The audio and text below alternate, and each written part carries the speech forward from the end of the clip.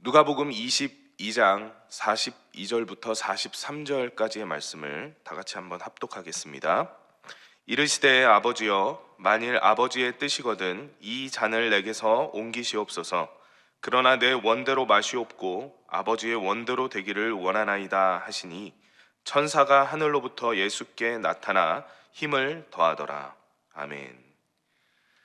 저는 오늘 우리가 함께 읽은 이 본문의 말씀을 토대로 아버지의 뜻대로라는 제목으로 말씀을 나누도록 하겠습니다. 우리는 믿음 생활을 해나가면서 우리를 향한 하나님의 인도하시는 그 놀라운 손길들을 누리며 살아갑니다. 하나님의 인도하심은, 하나님이 인도하시는 그 길은 우리에게 매우 복되고 영광스러운 길인 것이죠. 그런데 때로 하나님께서 우리의 삶을 인도하실 때 우리가 원치 않는 모양과 방법대로 우리의 삶을 인도하실 때들이 있습니다. 내 뜻과 내 계획과는 조금 다르게 나의 삶을 펼쳐나가시는 것이죠. 그럴 때 우리는 하나님께 기도를 합니다. 내가 원하는 대로, 내가 계획한 대로, 내가 바라는 대로 내 뜻이 펼쳐질 수 있기를 간구하죠. 그런데 그러한 우리의 인간적인 바람들이 때로는 하나님의 관점에서는 잘못된 길로 나아가는 길일 수도 있고, 옳지 못한 길로 들어서는 그 삶의 과정일 수도 있다는 것입니다. 어린아이가 밥을 먹지 않고 자꾸 사탕과 초콜릿을 먹으려고 해요. 자꾸 밥 대신에 과자를 먹으려고 한다면 그의 부모는 어떠한 반응을 하겠습니까? 그 아이의 뜻과는 반대가 될지라도 그 아이가 더 건강하고 훌륭하게 성장할 수 있는 다른 길을 선택해 주겠죠. 아직 올바른 결단을 하지 못하는 이 어린아이는 눈앞에 보이는 그 달콤한 사탕과 초콜릿을 달라고 막 애원하겠지만, 그것만을 먹는 것은 아이의 건강에 좋지 않다는 것을 이 부모는 잘 알고 있어요. 그래서 그 달콤한 사탕과 초콜릿을 더 이상 주려고 하지 않을 것입니다. 이처럼 우리의 신앙의 삶 속에서도 하나님 보시기에 우리의 막연한 바람들이 나의 영적인 건강을 해치는 것이 될 수도 있다는 것입니다. 우리는 어린아이와 같이 아둔하고 미련한 자들입니다. 그래서 눈앞에 보이는 이 달콤함만을 쫓고 달라고 간구하지만, 하나님께서는 우리의 영혼에 더 선한 것을 주시기 위해서, 더 좋은 길로 우리를 인도하시기 위해서 우리의 바람에 때로 침묵하시기도 하시고 거절하시기도 하신다는 것입니다. 오늘 본문 말씀을 보면 이 십자가의 희생을 앞두고 계신 예수님께서 기도하고 있는 장면이 등장을 합니다. 그런데 기도의 내용을 자세히 보니까 다른 사람도 아닌 이 예수님께서 하나님이 뜻하신 그 계획을 조금 달리 해주실 것을 간청하고 있는 장면을 볼 수가 있어요. 예수님께서는 이 십자가를 위해 이 땅에 오셨지 않습니까? 그 사실을 본인 스스로도 잘 알고 계셨어요. 예수님의 공생의 사역의 이 클라이막스가 바로 십자가 위에서 벌어지는 사건이었거든요. 십자가에서 죽으심으로 하나님 받으시는 이 어린 양의 희생 제물이 되어지는 것이 바로 예수님의 주된 사역이었습니다. 그런데 그렇게 십자가를 향해 거침없는 발걸음으로 향해 왔던 이 예수님께서 그 사역의 말미에 갑자기 이러한 기도를 하나님께 드리고 있던 것입니다. 왜 그러셨을까? 우리는 이 기도에 담긴 의미를 통해서 하나님께서 오늘날 우리에게 요구하시는 신앙인들의 모습은 어떠한 것들인지를 한번 살펴보아야 할 것입니다. 예수님의 기도에 담긴 믿음의 백성들이 품어야 할 마음, 첫 번째는 바로 그 잔을 감당하는 삶을 살아가는 것입니다. 누가복음 22장 42절 말씀 다시 한번 보겠습니다. 이르시되 아버지여, 만일 아버지의 뜻이거든 이 잔을 내게서 옮기시옵소서. 그러나 내 원대로 마시옵고 아버지의 원대로 되기를 원하나이다 하시니, 예수님께서 자신에게 주어진 이 잔을 옮겨줄 것을 하나님께 요청하고 있지 않습니까? 이 잔이라는 것은 하나님의 진노, 고통, 사망과 죽음을 뜻하고 있습니다. 온 인류의 죄를 위하여 돌아가실, 죽임 당해야 할 그 십자가의 고통을 의미하고 있는 것이죠. 이것은 다른 누군가들이 감당할 수 있는 것이 아니었습니다. 오직 예수님께서만 행하실 수 있는 일이었어요. 그래서 이전에 제자들과 예수님이 대화하는 대화 속에 예수님께서 제자들에게 이렇게 얘기하신 적이 있어요. 너희가 이 잔을 마실 수 있겠느냐? 이렇게 물어보니까 제자들이 어, 그 잔이 의미하고 있는 바가 무엇인지 참으로 알지 못한 채 할 수 있습니다. 이렇게 대답하기도 했죠. 마태복음 20장 22절 말씀입니다. 예수께서 대답하여 이르시되 너희는 너희가 구하는 것을 알지 못하는도다. 내가 마시려는 잔을 너희가 마실 수 있느냐? 그들이 말하되 할 수 있나이다. 제자들은 이 잔을 영광의 잔으로 여겼어요. 그리고 예수님께서 물어보았을 때 그럴 수 있다고 답을 했죠. 하지만 그것은 철저한 죽음과 고통을 의미하는 잔이었다는 것이죠. 이 잔을 의미하는 헬라어 단어가 포테리온이라는 단어인데 일반적으로 물을 담는 하나의 그릇을 뜻하는 단어입니다. 그러나 말씀에서는 이 일반적으로 뜻하는 의미로 사용되어진 것이 아니라 은유적 표현으로 사용되어지고 있죠. 바로 온 인류의 죄를 다 짊어지고 십자가에서 죽음을 감당해야 할 예수 그리스도의 그 운명, 그 십자가의 죽음의 운명을 의미하고 있다는 것입니다. 그렇다면 예수 그리스도가 감당해야 할 그 죽음의 고통의 무게가 어떠했을까? 어떤 것이었을까? 일반적으로 죽음에 이르는 육체적인 고통이 얼마나 큽니까? 그죠? 우리가 상처를 입거나 불에 대거나 화상을 입거나 누군가 나를 심하게 때리거나 했을 때 얼마나 아파요. 그죠? 근데 그것이 죽음에 이르기까지 우리의 신체적 고통이 따른다고 생각해 보십시오. 얼마나 고통스럽겠습니까? 예수님께서 수많은 병사들에게 채찍질 당하며 십자가를 지고 골고다를 올라야 했던 그 육신의 고통이 얼마나 컸겠습니까? 또한 예수님을 믿고 사랑했던, 또한 예수님이 믿고 사랑했던 자들, 그들과 모든 관계를 끊어내야 했던 이 죽음의 고통은 매우 심했을 것입니다. 또한 예수님의 이 죽음의 고통은 일반적으로 모든 이들이 겪는 고통과는 조금 달랐어요. 그 죽음의 의미를 넘어서서 세상 모든 사람들이 비웃고 업신여기는 존재가 되어지는 고통이었어요. 예수님께서는 분명 구원을 주시고자 이 땅에 오셨거든요. 근데 세상 사람들이 보기에는 아무것도 이룬 것 없이 그냥 죽었어요. 거짓말로 사람들을 막 선동하다가 죽임당한 그냥 가짜 선지자가 되어질 뿐이었다는 것입니다. 그 고통, 그뿐만이 아니죠. 그 죽음의 고통은 아주 잠깐일지라도 하나님과의 단절을 가져오는 고통이었습니다. 늘 하나님과 동행하며 살았던 이 예수님께서 이 사망의 순간을 통해 하나님과의 관계의 단절을 경험해야 했던 것이죠. 이러한 죽음의 고통의 무게를 알고 계셨던 예수님께서 할 수만 있다면 이 잔을 지나가게 해달라, 이렇게 기도할 수밖에 없었던 것입니다. 이 죽음이라는 것을 반길 수 있는 사람이 누가 있겠습니까? 그렇죠? 모든 인류가 어떻게든 이 죽음을 피하려고 해요. 이 죽음 가운데서 도망치려고 합니다. 죽음이라는 단어가 가져다주는 공포가, 그 두려움이 그렇게 크다는 것입니다. 그런데 예수님께서 이 기도의 말미에 무엇이라고 고백하고 계십니까? 다시 한번 볼까요? 22장 42절 말씀. 이르시되 아버지여, 만일 아버지의 뜻이거든 이 잔을 내게서 옮기시옵소서. 그러나 내 원대로 마시옵고 아버지의 원대로 되기를 원하나이다 하시니, 자신의 뜻대로가 아닌 하나님의 뜻대로 되기를 원한다는 거예요. 자신의 뜻이 분명히 있는 것입니까? 없는 것입니까? 있어요. 이렇게 되길 원해요. 예수님이 원하시는 바가 분명히 있어요. 그런데 내 뜻이 아닌 하나님 아버지의 뜻대로 되기를 원하나이다 라고 고백하고 있는 것입니다. 그 잔이 주는 의미가 분명히 감당할 수 없는 고통과 아픔이었지만 그 잔을 감당하기로 결단한 것이죠. 할 수만 있다면 피하고 싶었습니다. 마주하고 싶지 않았어요. 그러나 내게 주어진 하나님이 허락하신 운명을 거스를 수는 없었던 것입니다. 사랑하는 여러분, 우리에게도 각자 주어진 십자가가 있습니다. 각자에게 주어진 잔이 있어요. 때론 그것이 내가 감당하기 싫은 것일 때가 있죠. 두려워하는 것이기도 하고, 감당하기에는 내가 너무나도 많은 손해를 받고 고통스럽고 아파할 것이 뻔해요.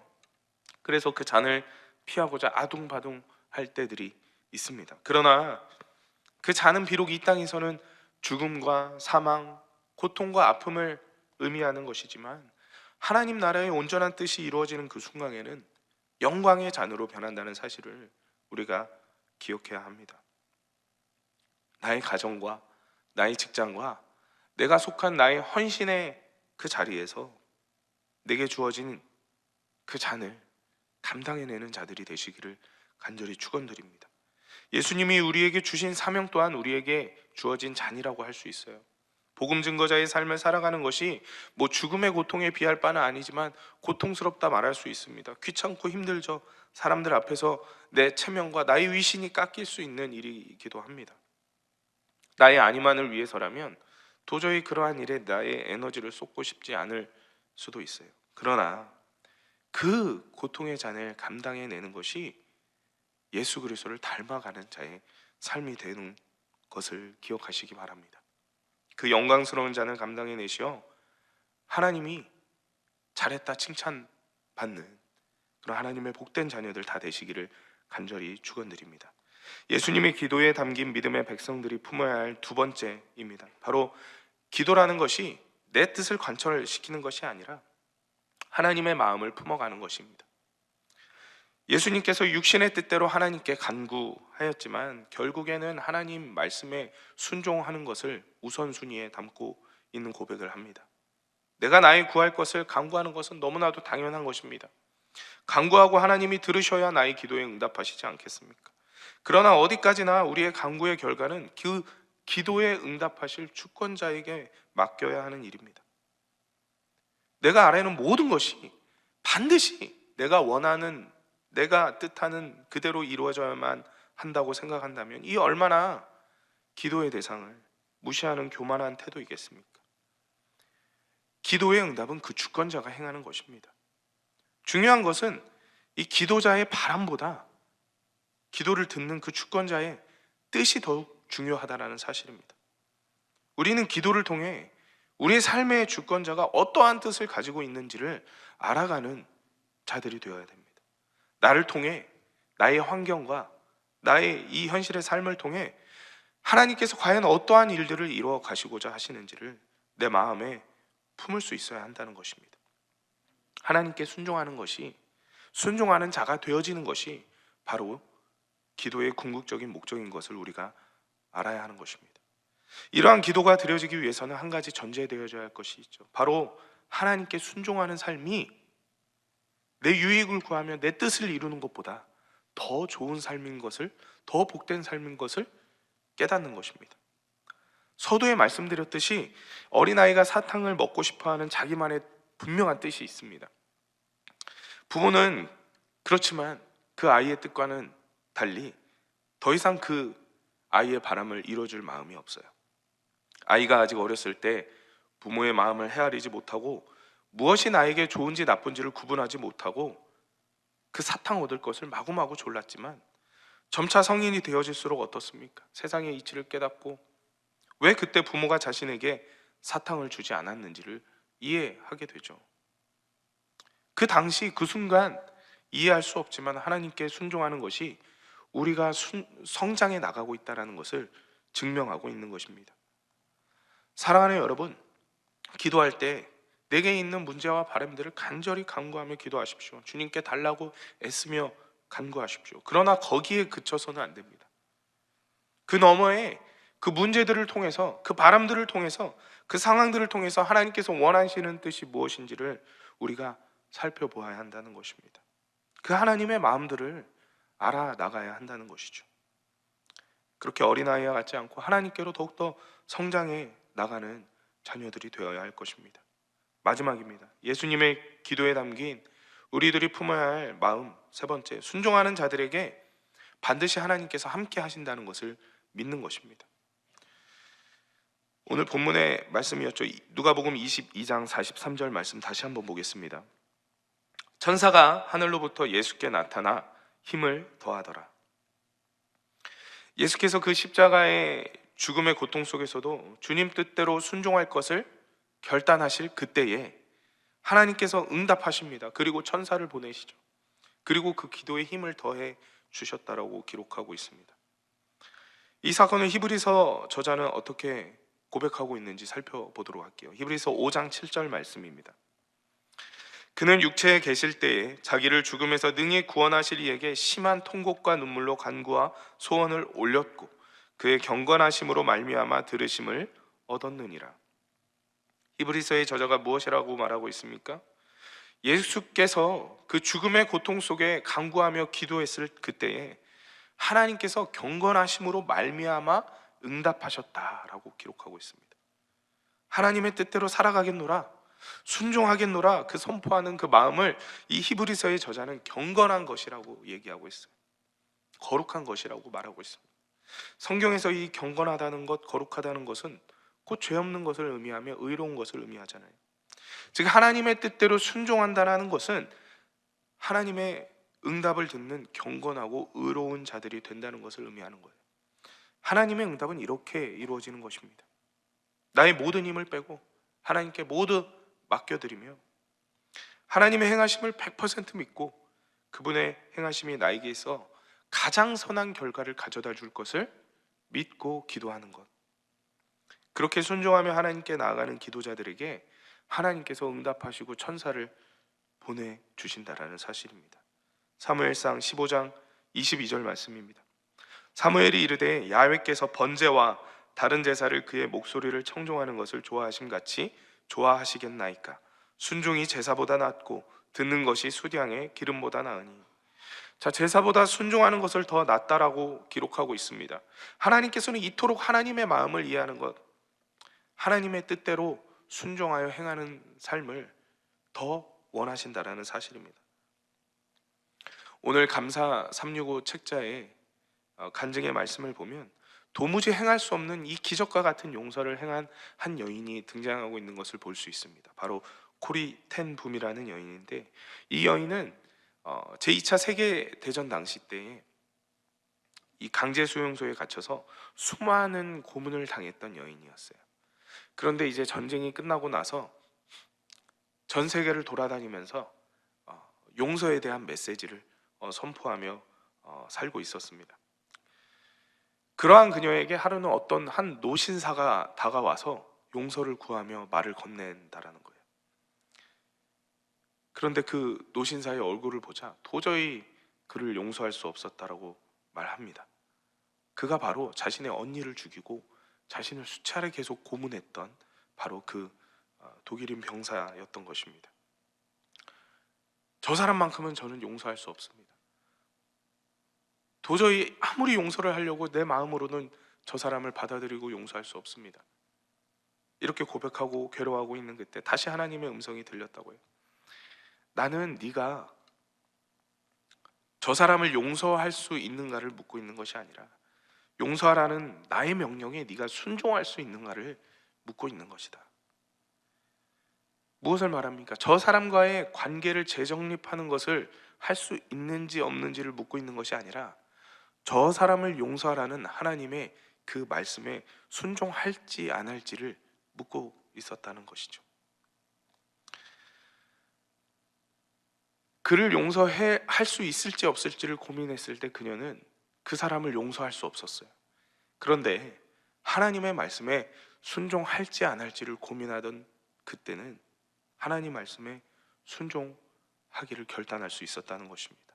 그러자 그녀의 마음 가운데서 진심으로 그 사람을 용서하는 마음들이 일어나게 되었고 그를 따뜻하게 안아줄 수 있었다고 합니다. 이 본문이 우리에게 말하고자 하는 것이 바로 무엇입니까? 하나님께서 우리가 어떠한 상황에 있든 어떠한 어려움에서든 어떠한 두려움 가운데서든 하나님께서 우리가 순종하는 삶을 살아가기를 원하신다는 거예요. 그리고 그렇게 순종하는 삶을 살아가며 하나님 앞에 나왔을 때 하나님께서 그 일을 감당하실 만한 힘과 능력을 부어주신다는 사실입니다. 사랑하는 여러분, 내가 행할 수 없고 내가 이해되지 않을 때 순종하는 것이 진정한 순종입니다.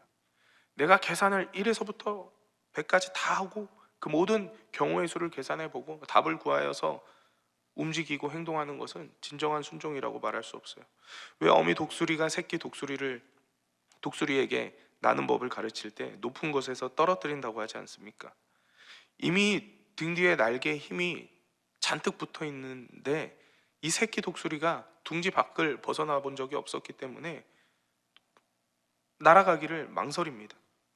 어미 독수리가 새끼를 강제로 등 떠밀어서 새끼 독수리 입장에서는 도저히 이해할 수 없죠. 어미 독수리를 갑자기, 그죠?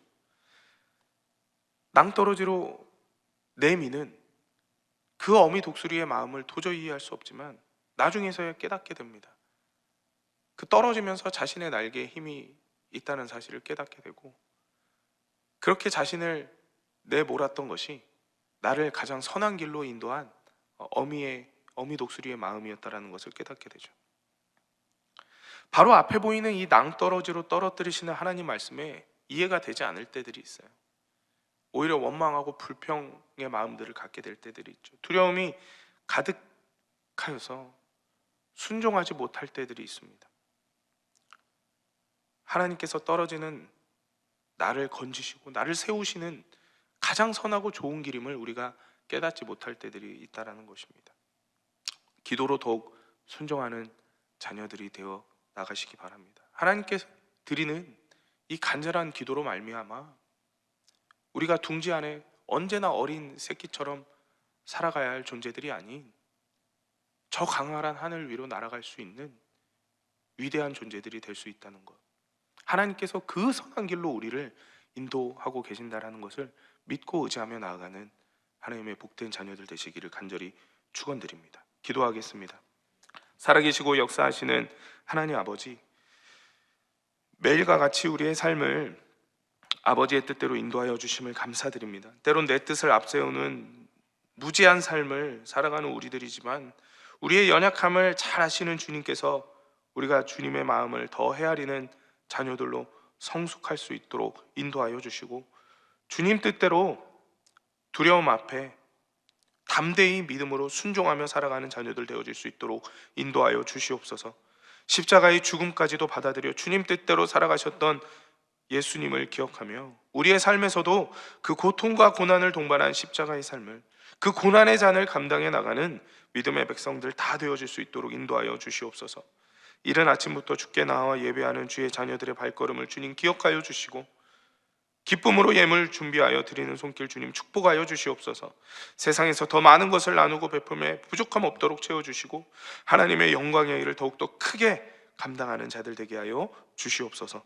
오늘 하루 가운데에도 우리의 모든 삶에 함께 하실 주님을 찬양하며 나아갑니다. 성령이여 내주교통 역사 인도하여 주시옵소서. 감사드리며 예수 그리스도의 이름으로 기도드립니다. 아멘. 하늘에 계신 우리 아버지여, 이름이 거룩히 여김을 받으시오며 나라가 임하시오며 뜻이 하늘에서 이루어진 것 같이 땅에서도 이루어지이다. 오늘 우리에게 일용할 양식을 주시옵고 우리가 우리에게 죄 지은 자를 사하여 준 것 같이 우리 죄를 사하여 주시옵고 우리를 시험에 들게 하지 마시옵고 다만 악에서 구하시옵소서. 나라와 권세와 영광이 아버지께 영원히 싸움나이다. 아멘. 우리 주님께 영광의 박수 올려드리겠습니다. 할렐루야. 이제 함께 통성으로 기도하는 시간입니다. 나라와 민족을 위해서, 또 지진으로 인해 피해받고 있는 튀르키예와 시리아 땅을 위해서, 우리 여의도 순복음교회와 이용훈 대표 총회장님을 위해서, 여의도 순복음 분당교회 우리 황선욱 담임 목사님의 사역을 위해서, 개인의 성령 충만함을 위해서 가지고 나온 기도 제목들을 가지고 말씀을 기억하시면서 이 시간 우리 주님의 이름 3번 부르시고 간절히 기도하겠습니다. 주여, 주여, 주여.